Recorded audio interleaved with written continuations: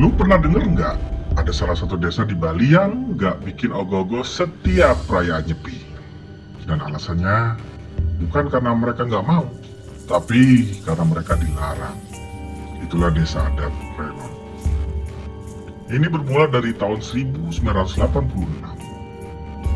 Malam ritual pembakaran ogoh-ogoh berubah jadi teror. Waktu itu, para pemuda di desa Renon bikin ogoh-ogoh seperti biasa. Mereka bikin patung raksasa yang katanya lebih besar dan lebih seram. Pas malam pengerutan, ogoh-ogoh itu diarak keliling desa. Sampai tiba-tiba sesuatu nggak wajar terjadi. Ogoh-ogoh bergerak sendiri. Awalnya dikira cuma goyangan biasa. Tapi lalu ada yang lihat matanya berkedip. Ada warga yang mendengar suara tangisan dari dalam patung. Bahkan ada yang bersumpah melihat patung itu menggerakkan tangannya sendiri. Satu persatu orang-orang di sekitar mulai kesurupan.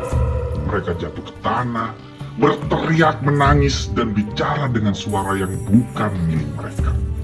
Tapi bagian yang paling mengerikan baru saja terjadi. Di pura, tempat pemujaan roh suci desa itu. Ketika upacara doa dilakukan untuk mengakhiri pawai, tubuh mereka bergetar.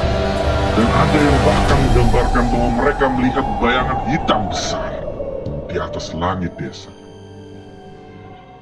Sejak malam itu, desa Renon tidak pernah lagi membuat ogoh-ogoh atau mengarak ogoh-ogoh sampai saat ini.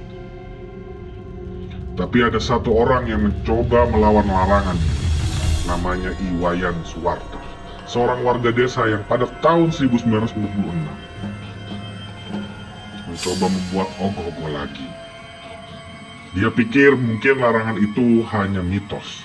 Setelah mendapat persetujuan dari para tetua, dia mulai membuat patung raksasa seperti desa-desa lainnya. Hal aneh mulai terjadi.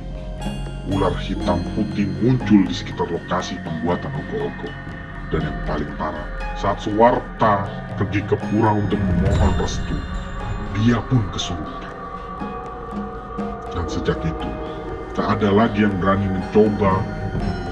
Desa Renon tetap menjadi satu-satunya desa di Bali yang tidak membuat ogoh-ogoh saat Nyepi. Bukan karena mereka nggak mau, tapi karena mereka tidak boleh.